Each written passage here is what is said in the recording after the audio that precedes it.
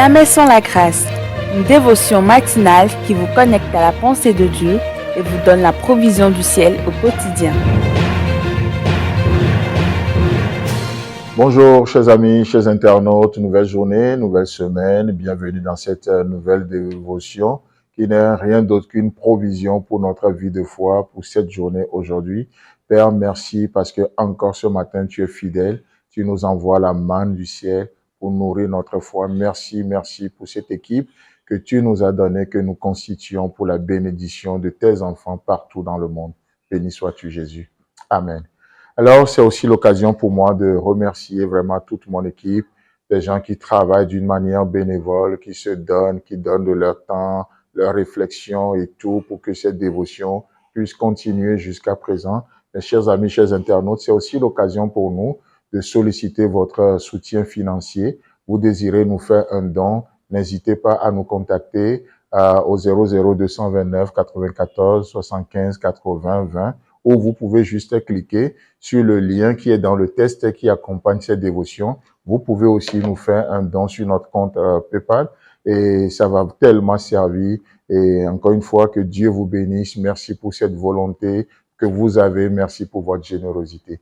Alors, nous continuons notre aventure sur ce thème que nous sommes en train de voir, l'identité chrétienne, mais liée aussi au fait que le fait que nous soyons des chrétiens n'enlève pas ou ne nous épargne pas des moments difficiles, mais dans ces moments difficiles, nous avons des promesses de Dieu qui nous accompagnent. La situation ne change pas peut-être, mais nous sommes appelés à changer. Pourquoi? Parce que les moments difficiles nous façonnent. Dieu s'en sert pour nous transformer à l'image de Jésus-Christ. Vous voyez, c'est pour ça, entendre les chrétiens dire que, ouais, moi je suis comme ça, il faut me prendre tel que je suis, c'est un peu déplacé.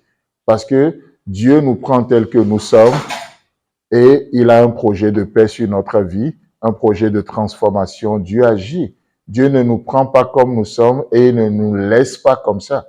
Il nous prend comme on est, mais dans le but de nous travailler, nous rendre de plus en plus semblables à l'image de son Fils Jésus-Christ. Vous voyez? Et on parlait justement de Jean le Baptiste qui déclarait dans Jean 3, 27 qu'un homme ne peut recevoir que ce qui lui a été donné du ciel. Et vous savez, Jean savait qui il était. Il n'a pas un problème d'identité. Il savait qu'il n'est pas le Messie.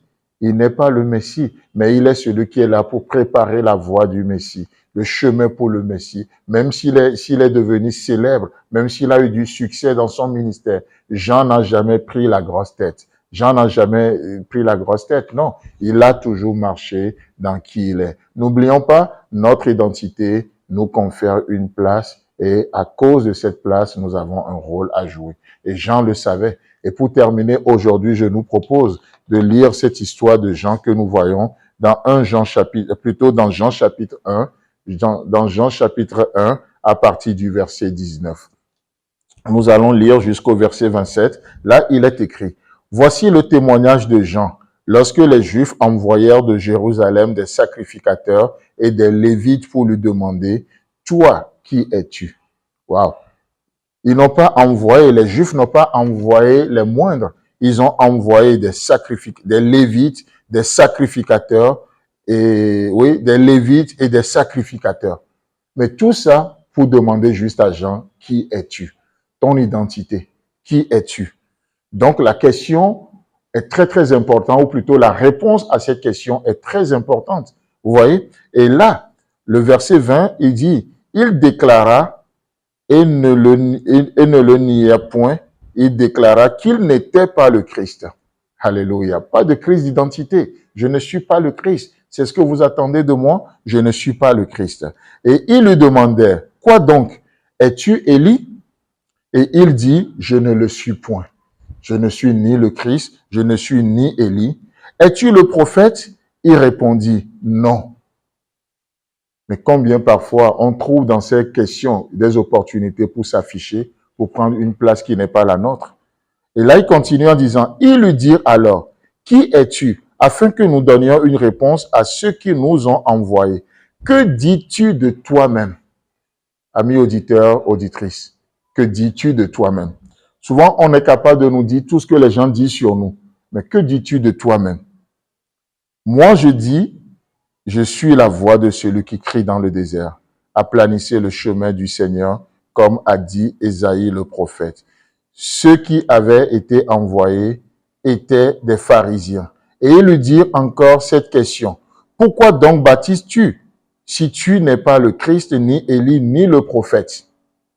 Et Jean leur répondit, moi je baptise d'eau, mais au milieu de vous, il y a quelqu'un que vous ne connaissez pas, qui vient après moi, et je ne suis pas digne de délier la courroie de ses souliers. Amen. Aujourd'hui, nous savons qui nous sommes. Nous ne sommes pas tous appelés à être les mêmes. Dieu ne clone pas les gens.